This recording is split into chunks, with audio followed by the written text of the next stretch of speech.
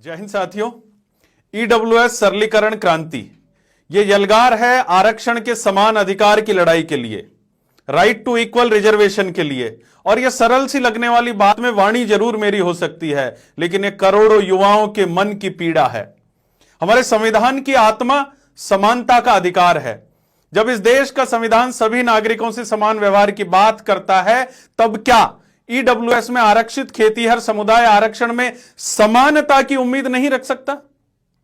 सरकार चाह रही है कि केवल आयु सीमा में प्रावधान लचीले करके इतिश्री कर ली जाए, लेकिन यह आरक्षण के नाम पर भेदभाव है, डिस्क्रिमिनेशन है। आरक्षण के समान अधिकार यानी कि राइट टू इक्वल रिजर्वेशन का मतलब है अन्य वर्गों को आरक्षण की व्यवस्था में जो अधिकार हासिल है, वही अधिकार आर्थिक रूप से पिछड़े वर्ग को मिले।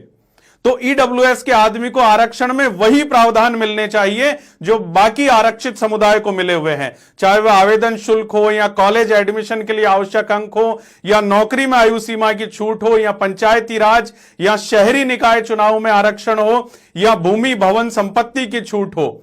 समान आरक्षण का अधिकार आर्थिक पिछड़ों का प्राकृतिक अधिकार है। इसके लिए हम लड़ेंगे भी, भिड़ेंगे भी, और हम इस अधिकार को लिए बिना रुकेंगे नहीं।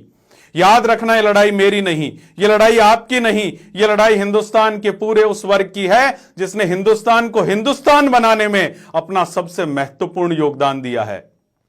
बिहार के भूमिहार, गुजरात के पाटीदार, महाराष्ट्र के मराठा, उत्तर पश्चिमी भारत के राजपूत, हरियाणा और राजस्थान के बिश्नोई, भरतपुर, धौलपुर और हरियाणा के जाट, राजस्थान के राजपुरोहित, ब्राह्मण, वैश्य सहित दक्षिण भारत के वेल्लार, रेड्डी, राजू सहित लगभग 670 जातियों की इस लड़ाई को हमें मजबूती से लड़ना है। यह लड़ाई क्षेत्र, भाषा, जाति की सीमाओं से परे हर एक आर्थिक पिछड़े वर्ग के व्यक्ति की है। इस लड़ाई को हमें मजबूती से लड़ना है। यह लड़ाई किसी छोटे उद्देश्य के लिए नहीं लड़ी जा रही, यह लड़ाई बच्चों के रोजगार के लिए है। इस बात को समझना होगा कि एक व्यक्ति का यदि अगर रोजगार लगता है तो उसके गांव, मोहल्ले और उसकी 3 पीढ़ियों को सुधारता है। तो रोजगार की इस लड़ाई को मजबूती देने के लिए आइए आपसे जुड़ने का मौका दीजिए और 8800184800 नंबर पर एक मिस्ड कॉल दीजिए।